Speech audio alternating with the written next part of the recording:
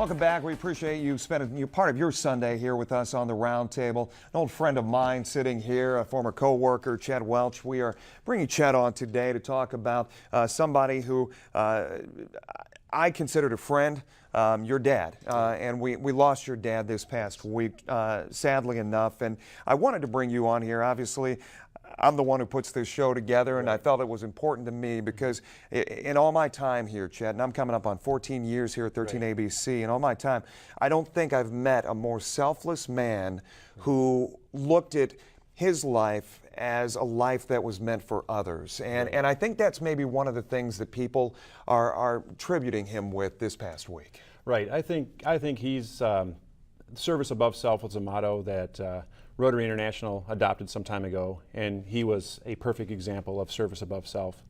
He always put others ahead of himself, myself included. Yeah. The community obviously was very important to him, not only the small towns of Perrysburg, Rossford, Holland, Point Place, but Toledo, Northwest Ohio. He had international projects. He was he did some international mission trips that he was involved with through Rotary, and he just truly was compassionate about people. You know, we introed this by just kind of assuming people know who we're talking about. We're talking about your father, John Welch, who's the publisher of the Rossford Record, also the Perrysburg Messenger Journal, Holland, Springfield, Point Place. We're talking those papers that people are so familiar with, and what your dad, and for years when I was teaching over at St. Francis, we came to you guys to have our newspaper, our high school newspaper, run off there at Welch Publishing. For your dad, and I can remember you talk about his work with the Rotary. I mean, as early as a couple of weeks ago, he was asking me to come to one of their luncheons because there was a great speaker they were going to have, or this or that. But as people look at the pictures of him at home, what do you leave folks with who didn't have the pleasure of meeting your father? That's a tough question. I could go on forever. Yeah. I think that if you leave somebody with something, know that he was a great father. He was a good son, a good brother, a good uncle, cousin, neighbor, boss. Think your mom would say a great husband. A great husband, yes, absolutely. He truly did care about people. He was an extremely strong man, and that sometimes came off as in just big burly guy, but he was a big teddy bear as well. Yeah.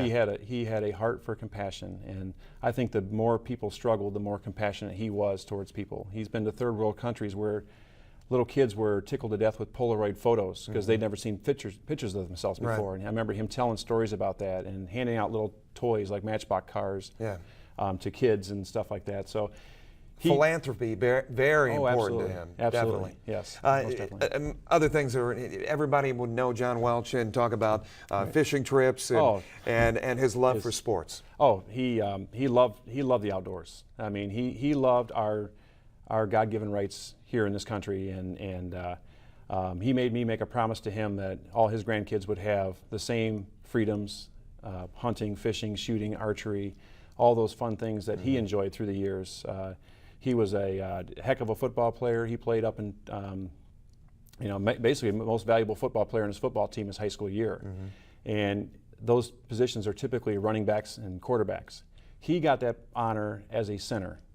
And I don't know how many offensive linemen get most valuable football player, but that tells you what kind of a guy he was. His work ethic was, I'm going to work harder than you, and we're going to, I'm going to snap the ball to the quarterback, and I'm going to go out and I'm going to go protect the quarterback and do a great job. I know Peyton Manning used to say of Jeff Saturday, he used to say the offensive line, those are the smartest guys on the team. Well, and he was the smartest guy too. I don't know all the members of his football team, but I know he was a National Honor Society guy, very, very intelligent man, and he also loved the Tigers, and his love for the fact Jim Leland was from Perrysburg. We're showing that picture to folks at home. Yeah, he enjoyed. He would do his spring breaks down in Florida, and every year they'd go down and they would work out press passes. And the one year he got down and was able to talk to Jim Leland and spend some time with Jim Leland, and he just really enjoyed the fact that Jim and his family were from Perrysburg as well, and they had that connection down in Florida, and he watched him and rooted for him all the time. And another famous coach he didn't want people to forget about. Right, Jerry Glanville from Perrysburg as well. Him and I ran into Jerry Glanville at Tony Packle's one summer day,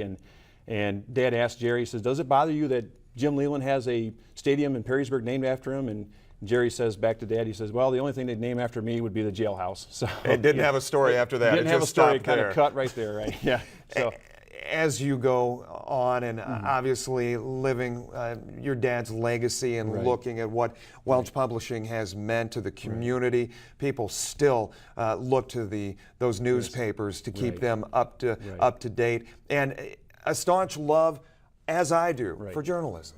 Well, and that's just it. We provide a weekly look at a community, and Dad always felt that the community there's so much more than what meets the eye. Yeah. And we provide an in-depth look at what's going on in the chambers and the schools, the school boards, and the township meetings and the city meetings, and just anything going on in the community. We provided it much more in-depth, and he truly appreciated it. He relies on the community for input, for stories, tips, ideas, and he would meet people. People came in to see him all the time, and they would sit down and talk to him. Hey, did you know about this? Did you hear about that? And we certainly want to keep that legacy going, and we want to build on the foundation that he put down for us. And he obviously the founder of that great organization and a publisher as well, but I don't think he realized how much of a reporter he was. He didn't realize it because he had people tugging on his ear, and he was telling stories. Yeah, he wore a lot of hats,